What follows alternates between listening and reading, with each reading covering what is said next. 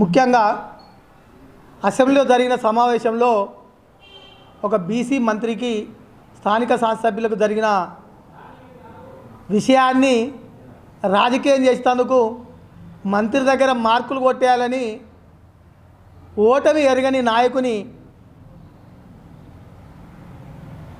కరీంనగర్ మాజీ మంత్రివర్యులు శాసనసభ్యులు గంగుల కమలాకర్ దిష్టిబొమ్మ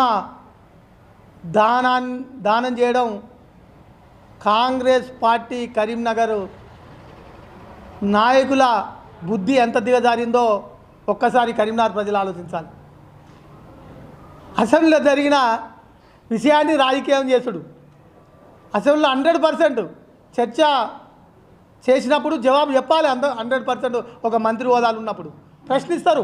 ప్రతిపక్ష ఎమ్మెల్యేగా ప్రశ్నించినప్పుడు జవాబు చెప్పలేక ఊగిపోయి అతని అనుచరులతోని ఇక్కడ ఒక ఓటమి కరీంనగర్ నగరంలో సీరియల్గా 4 సార్లు గెలిచిన ఎమ్మెల్యేగా, 2 సార్లు ఒకసారి కౌన్సిలర్గా, కార్పొరేటర్గా గెలిచిన 6 సార్ల ఓటమి ఎరగని నాయకుని దిష్టిబొమ్మను దానం చేయడం అంటే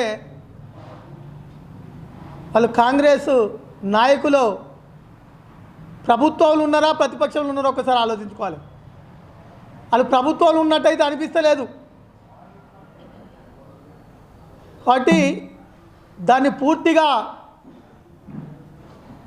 టీఆర్ఎస్ పార్టీ పక్షాన మా ఎమ్మెల్యే గారి దిష్టిబొమ్మ దానాన్ని పూర్తిగా వ్యతిరేకిస్తూ ఖండిస్తూ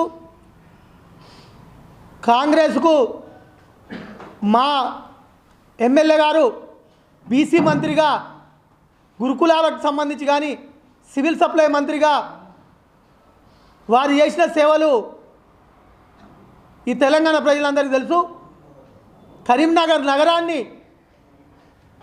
కోట్లాది రూపాయలు తీసుకొచ్చి అభివృద్ధి చేసిన నాయకుడు కాబట్టి 4 సార్లు గెలిపించారు. మరి 4 సార్లు ఓడిపోయిన నాయకుడు 4 సార్లు గెలిచిన నాయకుడి మీద మాట్లాడితే ఎంత విచిత్రమో మీరు ఒకసారి ప్రజలు ఆలోచించాలి. వారు గెలవడం జరిగింది, మొదటిసారి గెలిచిన వాళ్ళు మొదటిసారి గెలిచినట్టే అనడం జరుగుతుంది.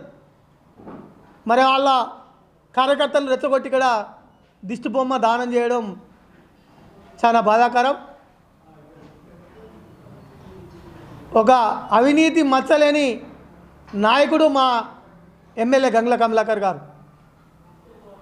కాబట్టి ఇలా బీఆర్ఎస్ పార్టీ పక్షాన కూడా వారికి తెలంగాణ చౌక్లో పాలాభిషేకం కూడా చేయడం జరుగుతుందని తెలియజేస్తూ, ఇంకో విషయం, మాజీ మంత్రివర్యులు మా BRS party working president KTR గారిని కాంగ్రెస్ ప్రభుత్వం ఏర్పాటు నుంచి వెళ్ళి ఏదో ఒక ఆరోపణ చేస్తూ, ఓసారేమో కాళేశ్వరం ముచ్చట, ఓసారేమో భూముల కుంభకోణం అంటారు, ఒకసారేమో ఫోన్ ట్యాపింగ్ అంటారు, ఒకసారేమో సినిమా వ్యవహారాల్లో సంబంధాలు అంటారు. ఎక్కడికి ఏది కూడా నిరూపించకపోయారు.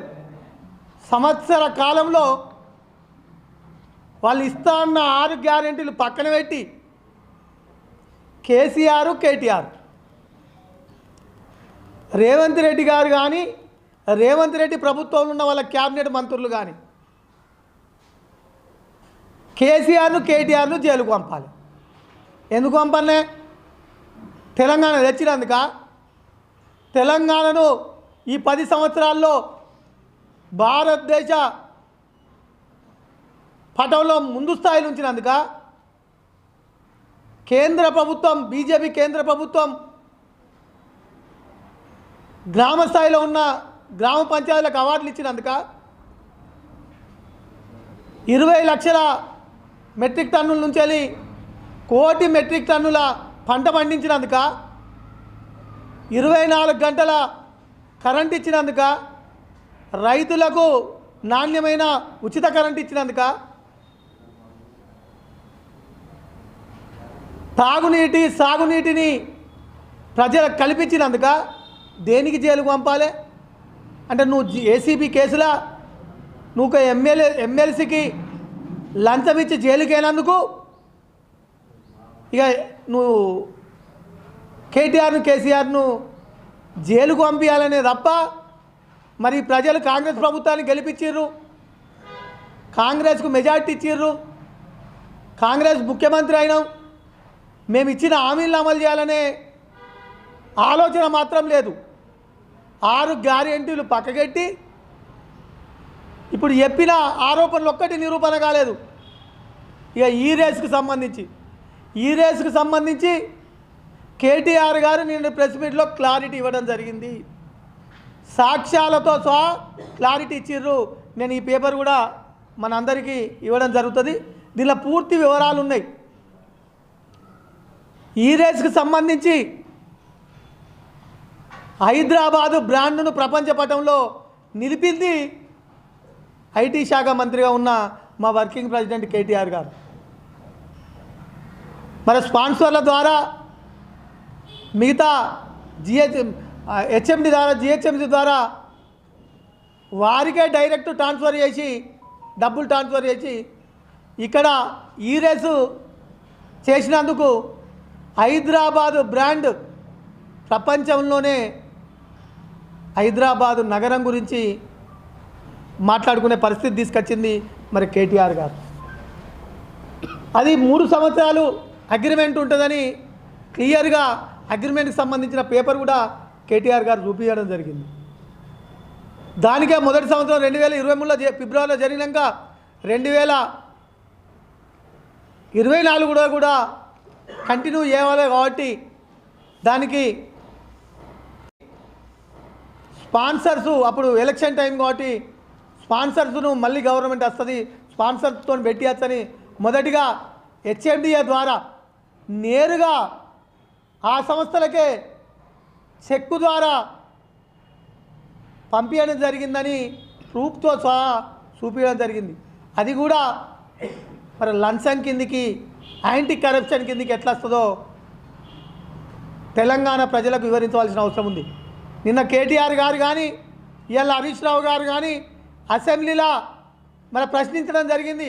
ముఖ్యమంత్రి గారిని ఈ రేసు గురించి ప్రత్యేకంగా చర్చ పెట్టుర్రి, తెలంగాణ ప్రజలకు తెలవాలి, దానిలో ఇట్లా బీఆర్ఎస్ ప్రభుత్వం తప్పు చేస్తే తప్పకుండా శిక్ష వహిస్తాం, కానీ ప్రజలకు తెలపకుండా ఒక ప్రభుత్వ పరంగా జరిగే కార్యక్రమాన్ని ఒక వ్యక్తిగతంగా ఆరోపణ చేస్తూ అక్రమ కేసు పెట్టి కేటీఆర్ను జైలుకు పంపించాలనే ఆలోచన మానుకోవాలని రేవంత్ రెడ్డి గారికి బీఆర్ఎస్ పార్టీ ప్రక్కన హెచ్చరిస్తూ మరి చర్చకు పెట్టరు. చర్చకు పెడితే తెలుస్తుంది, తెలంగాణ ప్రజలంతా వీక్షిస్తారు, దానిలో ఏం తప్పు లేదు అంటే ఇవన్నీ చెప్పుకుంటూ వచ్చారు కదా, ఏడాది నుంచి చెప్పుకుంటూ వస్తుర్రు, అన్నీ వేయినాయిగా. ఇప్పుడు చెప్పిన కాళేశ్వరం వేయింది, భూమి దందాలు వేయినాయి, ధరణి కుంభకోణం వేయింది, ఫోన్ ట్రాపింగ్ వేయింది, దీనిలో ఎన్నో కూడా సంబంధం లేదు దొరకరనే ఒక అక్రమ కేసు. విచిత్రం ఏంటంటే ఇంతకుముందు మున్సిపల్ సెక్రటరీగా అరవింద్ కుమార్ ఉంటాడు, ఇప్పుడు బలవంతంగా ఇప్పుడున్న ప్రిన్సిపల్ సెక్రటరీ దానకిషోర్తో కంప్లైంట్ ఇప్పిస్తారు. ఒక్కసారి ప్రజలు ఆలోచించాలి, ఆ ఐఏఎస్ ఐపీఎస్ అధికారుల మీద ఈ ప్రభుత్వం ఎంత ఒత్తిడి తెస్తుందని. కేసులు పెట్టి జైలుకు పంపుడు కాదయా, కేటీఆర్ కేసీఆర్ చేసినట్టు ఇంకా మంచి పథకాలు తెలంగాణ ప్రజలకు ఇంకా సంక్షేమం కానీ అభివృద్ధి కానీ చేసి మా ప్రభుత్వానికన్నా ఎక్కువ పేరు తెచ్చుకోవాలని ప్రయత్నం చేసే ప్రభుత్వాలను చూసినా కానీ నేను కూడా జైలుకేనా లంచం కేసులా జైలుకు పంపాలనే ఆలోచన తప్ప ప్రజల సంక్షేమం గురించి ఆలోచించని నాయకుడు ఎవరన్నా ఉన్నారంటే ఇలా రేవంత్ రెడ్డి ముఖ్యమంత్రి. పూర్తిగా ఇలా వివరాలు ఉన్నాయి. కేటీఆర్ గారు కానీ అరవింద్ కుమార్ గారు కానీ అప్పుడున్న ప్రిన్సిపల్ సెక్రటరీ మున్సిపల్ అడ్మినిస్ట్రేషన్కి సంబంధించి అన్నీ లీగల్గానే చేసిర్రు. అది కోర్టు కూడా ఎలా ఐఏఎస్లో ఐపీఎస్లో బెదిరించి కంప్లైంట్ ఇచ్చి కేసులు పెట్టేయవచ్చు. కానీ న్యాయస్థానం అనే ఒక న్యాయస్థానం ఉంది. ఆ న్యాయస్థానాన్ని తప్పకుండా ఆ న్యాయస్థానంలో మేము విజయం సాధిస్తాం. ఎటువంటి ఇబ్బంది లేకుండా కేటీఆర్ గారు ఒక కడిగిన ముత్యమోలే ఈ కేసు నుంచి బయటపడతారని తెలియజేస్తూ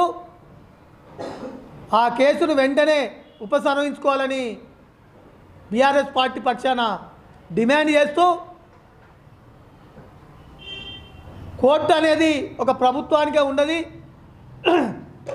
రాజ్యాంగంలో కల్పించిన హక్కులన్నీ కూడా ప్రతి వ్యక్తికి అవి అమలు చేసుకునే అధికారం ఉంటుంది. కోర్టులలో కూడా మేము విజయం సాధిస్తామని తెలియజేస్తూ, ఇప్పటికైనా కాంగ్రెస్ ప్రభుత్వం రేవంత్ రెడ్డి ముఖ్యమంత్రి గారు కానీ,